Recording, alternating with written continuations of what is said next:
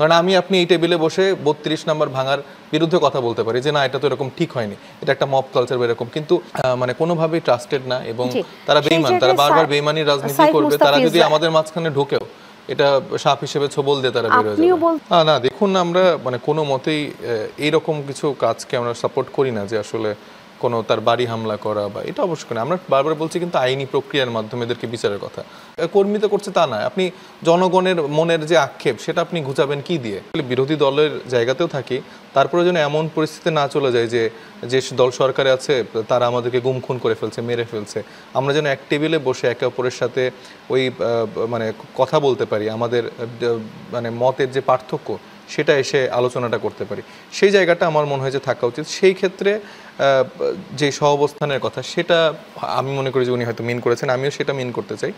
আর ধরেন কোয়ালিশন বা এই জায়গাগুলো হতে পারে, কিন্তু এনসিপি বর্তমানে কারোর সাথে জোটবদ্ধ হওয়ার কোনো পরিকল্পনা তাদের নেই। এনসিপি 300 আসনে নিজেরাই মানে একটা করতে চায়, ইলেকশনটা করতে চায় এবং আমাদের কিছু প্রস্তাবনা আছে। এখন আসলে পুরোপুরি ভোটের আলাপের দিকে চলে গেলে আসলে জিনিসটা ঠিক হবে না। আমরা যেখানে বলছি যে জুলাই সনদের আইনি ভিত্তি এবং আওয়ামী লীগের যে বিচারের রোডম্যাপ, এই বিষয়গুলো প্রক্রিয়াগুলো সম্পন্ন করে বা একটা চলমান প্রক্রিয়া রেখেই তারপর নির্বাচনের দিকে যেতে হবে।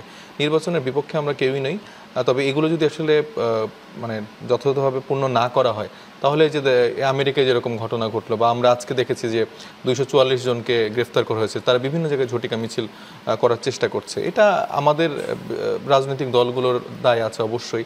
বিভিন্ন রাজনৈতিক দল বিভিন্নভাবে দেখা যাচ্ছে যে তাদেরকে, আপনি যেটা বললেন তাদের একটা ভোট ব্যাংক হয়তো আছে, সে জায়গাতে তারা মনে করছে যে এদেরকে একটু জায়গা দেওয়া উচিত, সে জায়গাতে তারা আবার সাহস পাচ্ছে, কিন্তু তারা আসলে মানে কোনোভাবেই ট্রাস্টেড না এবং তারা বেঈমান, তারা বারবার বেঈমানির রাজনীতি করবে। তারা যদি আমাদের মাঝখানে ঢোকেও এটা সাপ হিসেবে ছবল দিয়ে তারা বের হয়ে যাবে। আপনিও বলছিলেন এবং শহীদুল ইসলাম বাবুলও বলছিলেন যে আজ আওয়ামী লীগের এত দৈন্যদশা যে একটা ডিম ছোড়ার জন্য তাকে অনেক বেশি মানে এক ধরনের উইশ করা হয় যে না সে পেরেছে বা তাকে একটা স্বীকৃতি দেয়া হয়।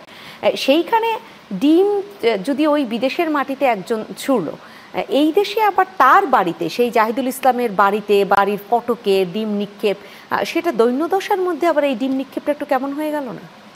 না মানে কোনো মতেই এইরকম কিছু কাজকে আমরা সাপোর্ট করি না যে আসলে কোনো তার বাড়ি হামলা করা বা এটা অবশ্যই করে আমরা বারবার বলছি, কিন্তু আইনি প্রক্রিয়ার মাধ্যমে এদেরকে বিচারের কথা।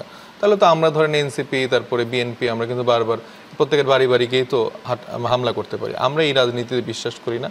আমরা বিশ্বাস করি যে রাজনৈতিকভাবে বাংলাদেশের যে আইন আছে, বিচার আছে, এর মাধ্যমে যেন তাদের বিচার করা হয়। তাদের পরিবারের যদি কেউ যুক্ত থাকে তাদেরকে, তারা যদি কোনোভাবে কাউকে আশ্রয় প্রশ্রয় দেয়, আমরা আজকেও দেখেছি যে ডিএমপি কমিশনার বলল যে আওয়ামী লীগের অনেক যারা বাইরে পালিয়ে আছে তাদের ফ্ল্যাটে, তাদের বাসায় অনেক আওয়ামী লীগের লোকজন লুকিয়ে আছে। এবং আমরা আপনার গোপালগঞ্জেও জানেন মানে একটা তারা ওইখানকার একটা ঘাঁটি বানিয়ে ফেলছে সেখানকার। আমি জানি যে অনেক মানুষ আছে যারা আসলে রাজনৈতিকভাবে একটা মুক্তি চায়, কিন্তু কথা শোনাতে পারছেন না যে এরকম একটা ডিম নিক্ষেপ করতে হবে কেন। আপনাদের জেলায় যারা রয়েছে জেলা পর্যায়ে কথা শোনাতে পারছেন না, সেটা জানতে চাচ্ছি। না এটা তো রাজনৈতিক কর্মী তো করছে তা না, আপনি জনগণের মনের যে আক্ষেপ সেটা আপনি ঘুচাবেন কি দিয়ে? হয়তোবা আপনার পরিবারের কেউ মারা যায়নি, হয়তোবা আপনার পরিবারের কেউ গুম হয়নি, খুন হয়নি, হয়তোবা তাদের পরিবারের কেউ হয়েছে, সেই আক্ষেপটা আপনি কোনো লজিক দিয়ে যুক্তি দেখি বুঝাতে পারবেন? কারণ আমি আপনি এই টেবিলে বসে 32 নাম্বার ভাঙার বিরুদ্ধে কথা বলতে পারি যে না এটা তো এরকম ঠিক হয়নি, এটা একটা মব কালচার বা এরকম, কিন্তু এই 32 নাম্বারকে ঘিরে যেভাবে একটা মানে মসজিদ মন্দিরের মতো করে একটা মানে কাবা শরীফের মতো একটা ব্যাপার বানিয়ে ফেলা হয়েছে, একটা ধর্ম বানিয়ে ফেলা হয়েছে শেখ মুজিবকে, তারপরে তাদের আওয়ামী লীগকে, সেই ব্যাপারটার সেই স্টেরিওটাইপটা আপনি ব্রেক করবেন কি দিয়ে? মানুষের সাধারণ মধ্যে একটা আক্ষেপ জন্মে আছে, এটা তো তাদের দায়ভার।